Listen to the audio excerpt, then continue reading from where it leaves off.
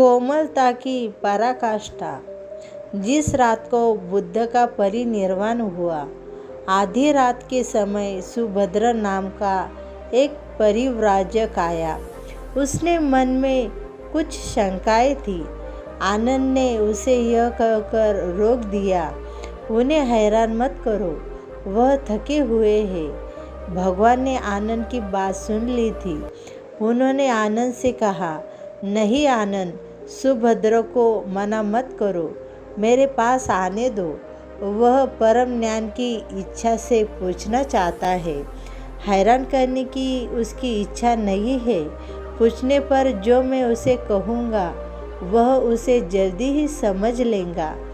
मध्य रात्रि में उस अवस्था में सुभद्र की तथागत से उपदेश सुनने का सौभाग्य मिल गया था।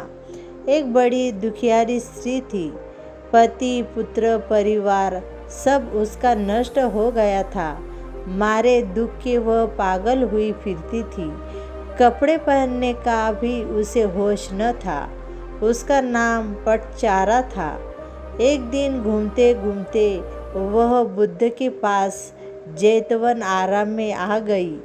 उस स्त्री को देखकर लोगों ने कहा, यह पागल है, इसे इधर मत आने दो। बुद्ध ने कहा, इसे मत रोको। जैसे ही वह पास आई, बुद्ध ने कहा, भगिनी स्मृति लाभ कर। स्त्री को कुछ होश आया। लोगों ने उस पर कपड़े डाल दिए, जिन्हें उसने ओढ़ लिया। स्त्री फूट फूट कर रोने लगी।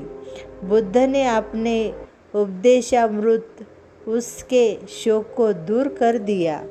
बुद्ध का एक भिक्षु शिष्य का था।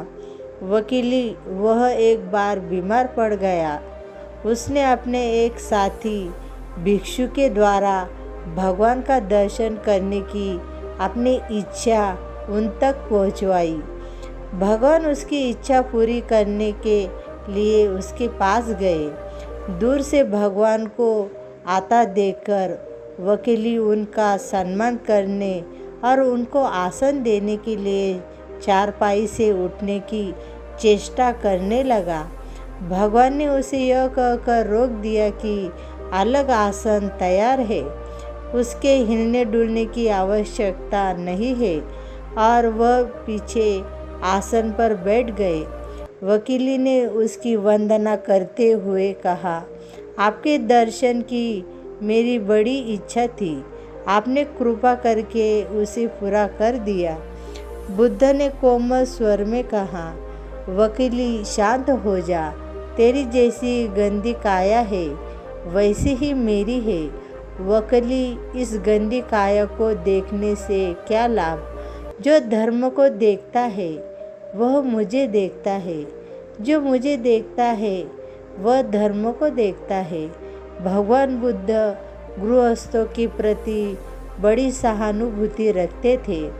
एक बार सुप्रवासा नाम की स्त्री के बच्चा होने वाला था और वह असह्य वेदना से पीड़ित थी। उसने अपने पति के द्वारा बुद्ध के चरणों में प्रणाम अर्पित करवाया। भगवान ने उसे आशीर्वाद देते हुए कहा, कोलीय पुत्री सुप्रवा सुखी हो जाए, चंगी हो जाए। सुखी और चंगी होकर बिना किसी कष्ट के वह पुत्र प्रसव करे। ब्राह्मणों के साथ भी उनकी पूरी सहानुभूति थी, जैसे कि विश्व के सभी प्राणियों के साथ उनकी पूरी सहानुभूति थी। बावरी नामक ब्राह्मण के एक शिष्य ने जब अपने गुरु की ओर से भगवान के चरणों में प्रणाम निवेदन किया तो भगवान ने आशीर्वाद देते हुए कहा, शिष्यों सहित बावरी ब्राह्मण सुखी हो, मानवक तुम भी सुखी हो, चिरंजीवी हो। बुद्ध के पास छोटा बड़ा जो भी जाता था वह उससे कहते थे, आओ तुम्हारा स्वागत है। भगवान अपनी अंतिम यात्रा में पावा और कुशीनारा के बीच जा रहे थे। रास्ते में उन्हें पुकुस मल्लपुत्र नामक व्यापारी मिला। उसने उन्हें एक दुशाला भेंट किया परंतु भगवान उसे अकेले कैसे आड़ते। वह अपने शिष्य आनंद को सम्मानित करना चाहते थे। उन्होंने कहा, पुकुस दुशाले के एक भाग को मुझे ओढ़ा दे। दूसरे को आनंद को पुकुस ने ऐसा ही किया। भूल करने वालों के प्रति भी बुद्ध की अनुकंपा का पार न था। एक बार एक ब्राह्मण ने भगवान को वेरंजा में वर्षावास करने का निमंत्रण दिया।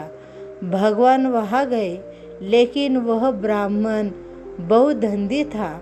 उसने उनकी कुछ भी सुध-बुध नहीं ली। बुद्ध को बड़ा कष्ट हुआ। उन्हें 3 महीने तक कुटा हुआ जो रोज़ खाना पड़ा, क्योंकि उस समय वेरंजा में अकाल पड़ रहा था और वह भी उनको और उनके शिष्यों को घोड़े के व्यापारियों से मिलता था। इतना होने पर भी वर्षावास की समाप्ति पर भगवान बुद्ध अन्यत्र जाने से पूर्व वेरंजा जाकर ब्राह्मणों को आशीर्वाद देना नहीं भूले। भगवान बुद्ध के जीवन में ऐसे अनंत घटनाएं मिलती है।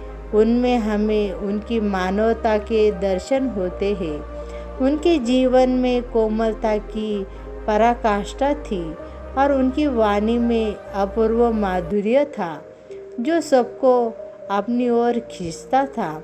उनके मुंह से क्रोध धारा शब्द कभी नहीं निकलता था। वह मनुष्य थे, परंतु मनुष्य की दुर्बलताओं से ऊपर उठ चुके थे।